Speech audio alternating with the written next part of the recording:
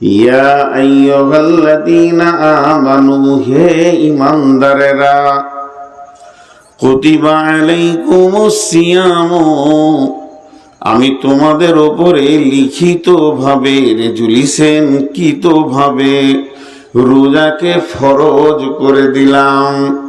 রোজা রাখতে হবে এ কথা যদি কেউ বলে তো সে ভুল বলবে, বরং বলতে হবে রোজা রাখতেই হবে, এতটা ফরজ করে দিলাম। আকিল বালিগ বালিগা যার জ্ঞান বুদ্ধি ঠিক আছে, যে লোকটা ব্যাচেলিয়ার হয়ে গেছে, যে মেয়েটি ব্যাচেলিয়ার হয়ে গেছে, বয়সে এসে গেছে, তার জন্যে রোজাকে আমি ফরজ করে দিলাম। কেমন ফরজ করলাম?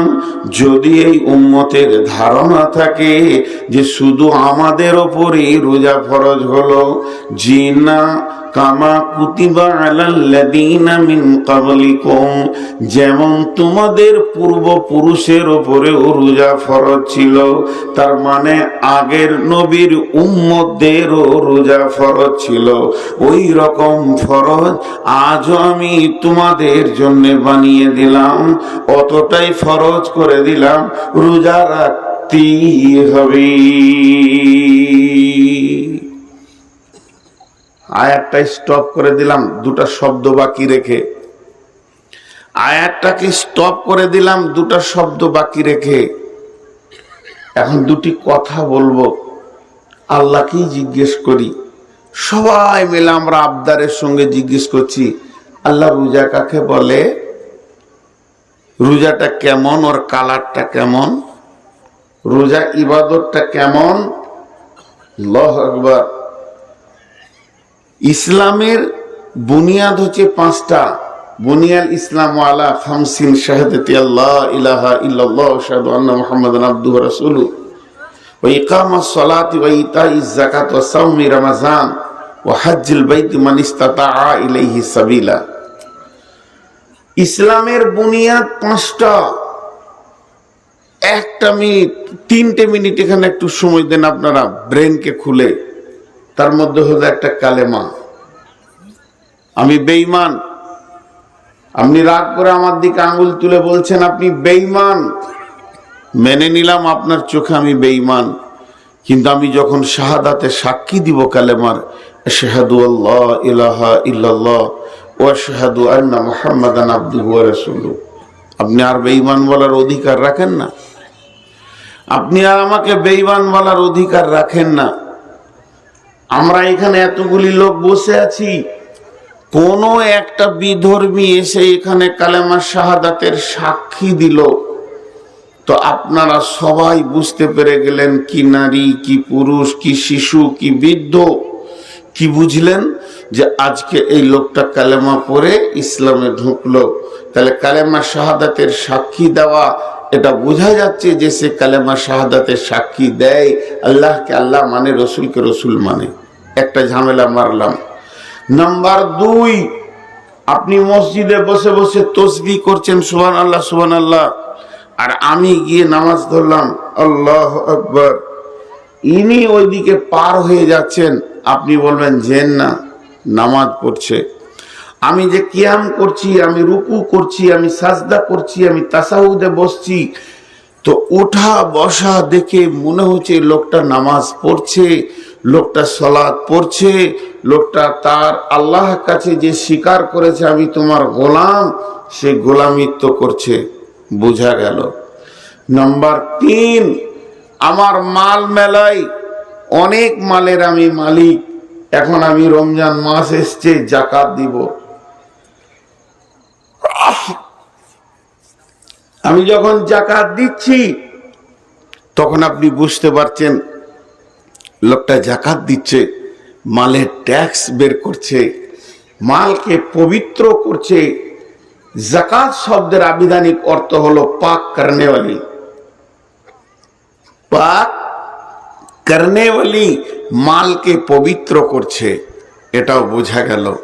নাম্বার 4, আমি সমস্ত পোশাককে ছেড়ে দিয়ে সাদা পোশাক পরেছি, একটা নিচে একটা গায়ে নিয়েছি, বাইতুল্লাহতে গিয়ে আল্লাহকে ডাকছি, আল্লাহর নাম নিয়ে বেরিয়ে গেছি, লাব্বাইক আল্লাহুম্মা লাব্বাইক লাব্বাইক লা শারীকা লাকা লাব্বাইক ইন্নাল হামদা ওয়ান নি'মাতা লাকা ওয়াল মুলক লা শারীকা লাক। সবাই বুঝতে পারছে যে লোকটা হজ করছে। তাহলে কালেমা বুঝা গেল, নামাজ বুঝা গেল, হজ বুঝা গেল, আপনার কিনা যাকাত বুঝা গেল। তো রোজাটা কেমন? জি, রোজাটা কেমন?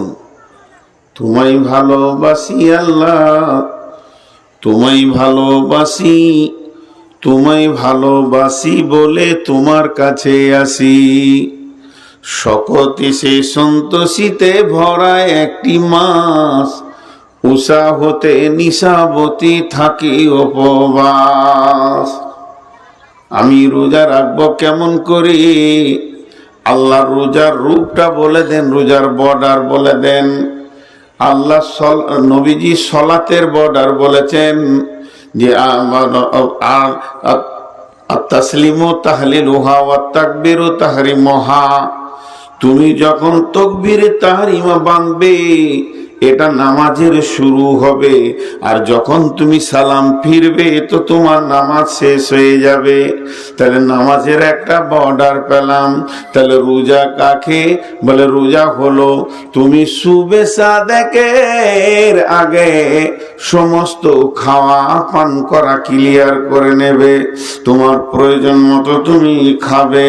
সাহারি খাও, সাহারির ভিতরে বরকত লুকানো আছে, আল্লাহর নবী বলেছেন।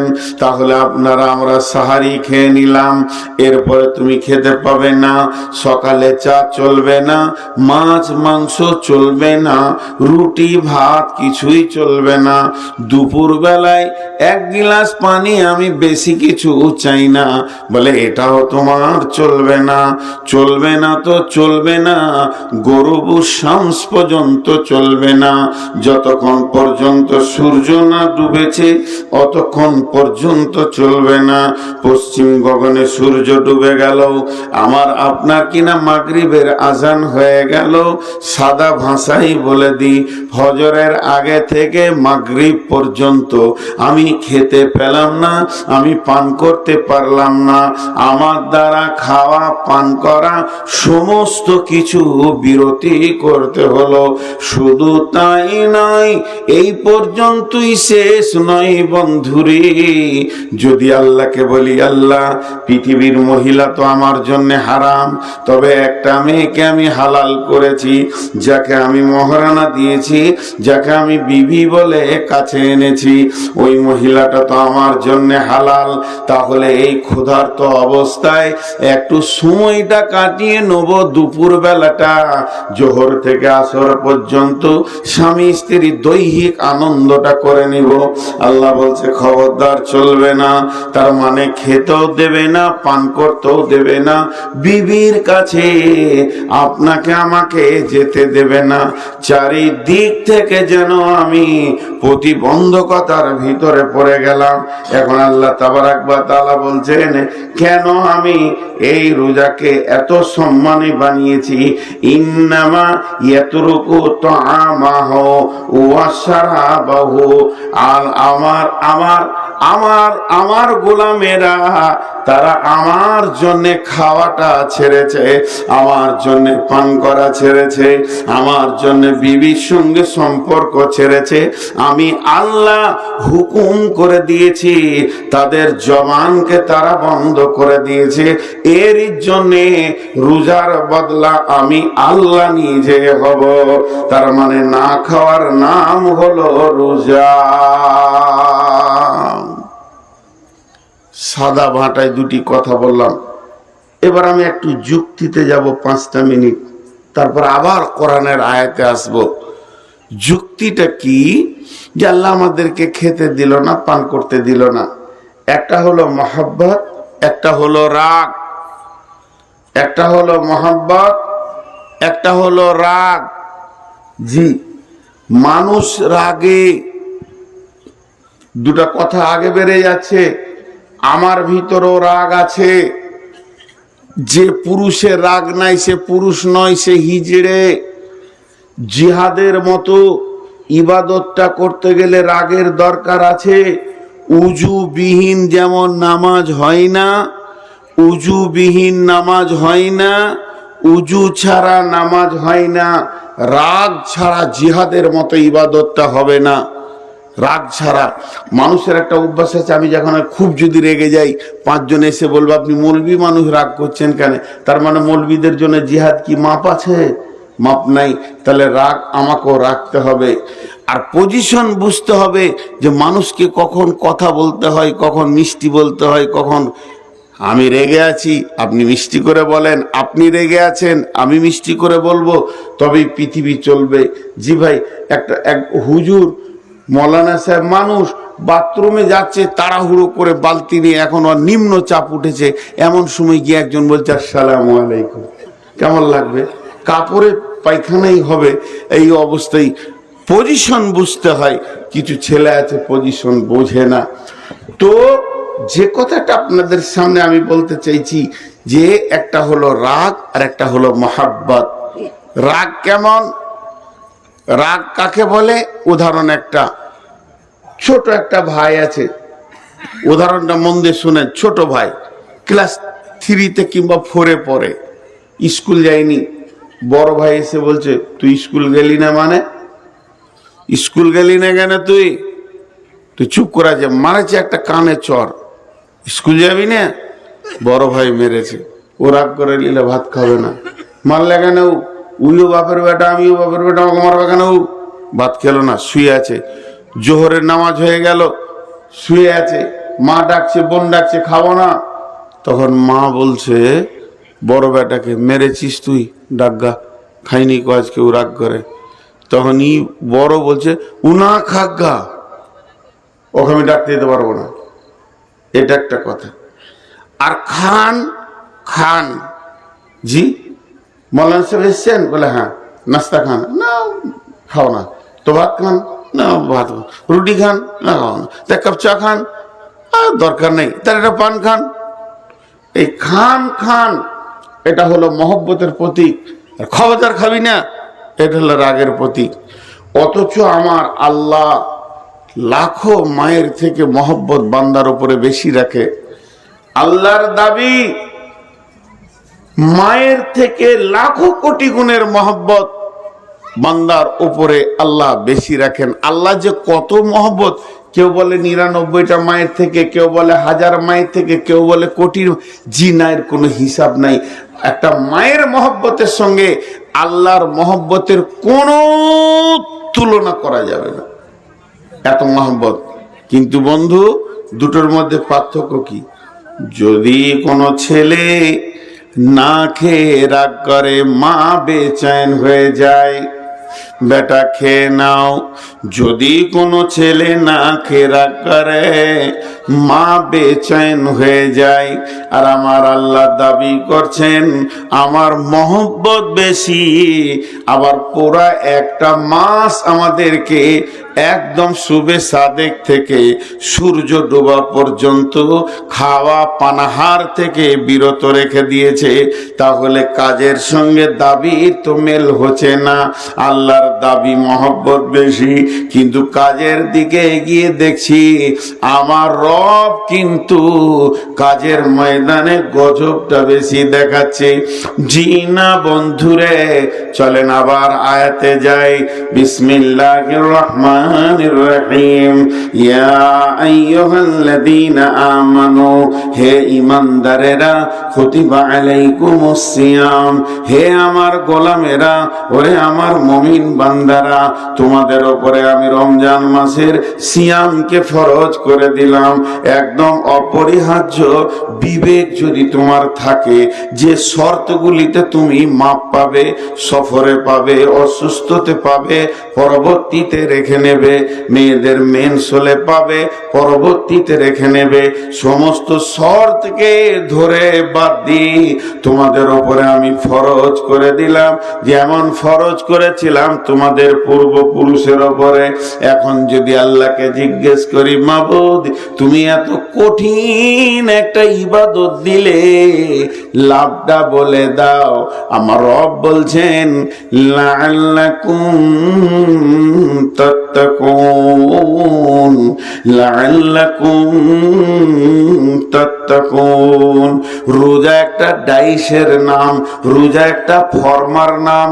ইটের যেমন ফর্মা আছে, টালির ফর্মা আছে, ওখানে মাটি দিলে ইট হয়ে যায়, ওখানে মাটি দিলে টালি হয়ে যায়, তেমনি রোজা একটা ফর্মার নাম।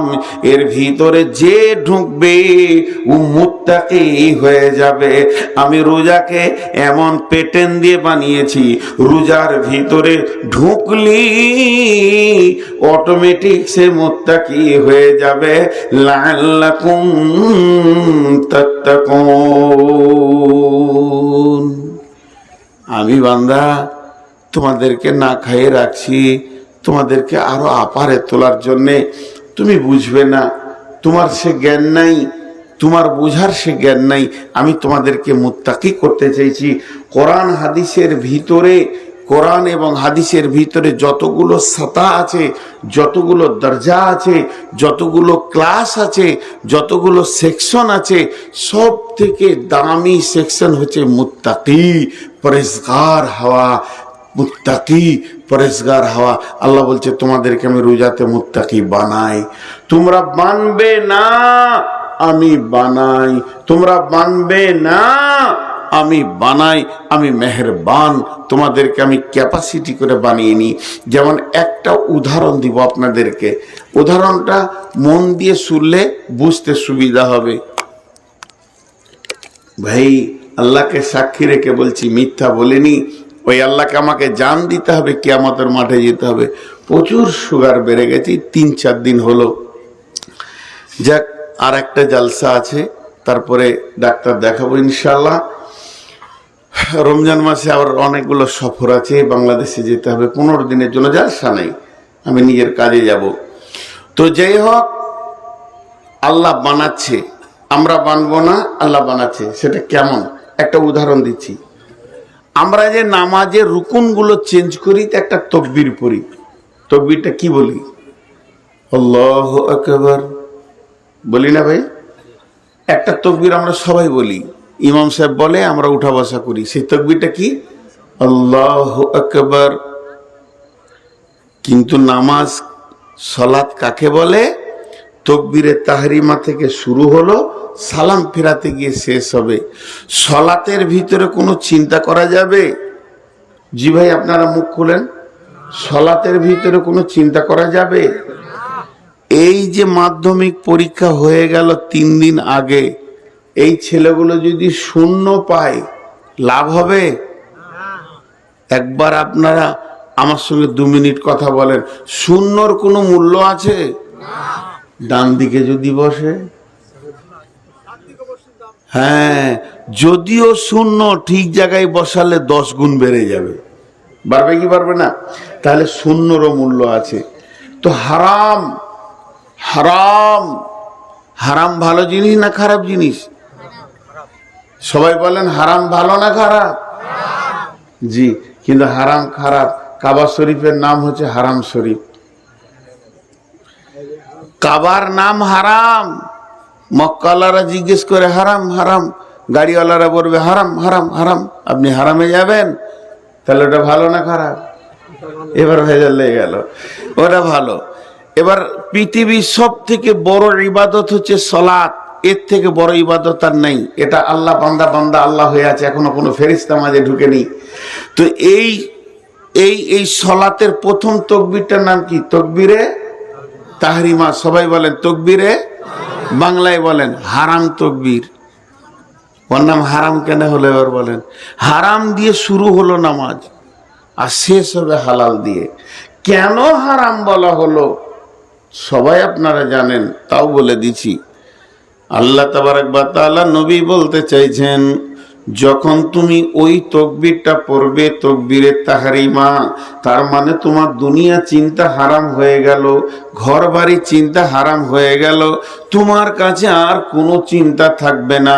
আবার যখন তুমি সালাম ফিরবে তোমার জন্য সব হালাল হয়ে গেল। ছেলের চিন্তা, বিবির চিন্তা, সংসারের চিন্তা, কারবারের চিন্তা, ব্যবসা বাণিজ্য, চাষবাস, চাকরি বাকরি, সমস্ত চিন্তা হারাম। তাহলে মধ্যখানে কিছুক্ষণ আপনাকে পৃথিবী থেকে বিচ্ছিন্ন হয়ে যেতে হবে, পৃথিবীর কারবার থেকে বিচ্ছিন্ন হতে হবে, তাকবীরে তাহরিমা থেকে সালাম ফিরা পর্যন্ত। এবার বলেন ওই সময় আমার মনটা কেমন থাকবে? বলে ওই সময় মনটা থাকবে, সহিহ বুখারীর হাদিস আছে, আল্লাহর নবী বলছেন তুমি দেখো, তুমি মনে মনে চিন্তা করো আমি আল্লাহকে দেখছি। যদি তা না পারো, এত আপার লেভেলে যদি না যেতে পারো, এর থেকে লোয়ার আর একটা চিন্তা আছে, আমাকে আমার আল্লাহ দেখছে। এই ধ্যানই তোমাকে নামাজটা শেষ করতে হবে, এটাও তো আমার মনে থাকছে না। তো বিশ্বনবী একটা তাকবীর দিলেন, কি তাকবীরটার নাম হচ্ছে সামি আল্লাহ হুলিমান হামিদা। কখন? একবার আছে না? প্রতিটি কাতে একবার আছে কি না? আল্লাহু আকবার, আল্লাহু আকবার। রুকু থেকে সাজদায় গেলাম, আল্লাহু আকবার।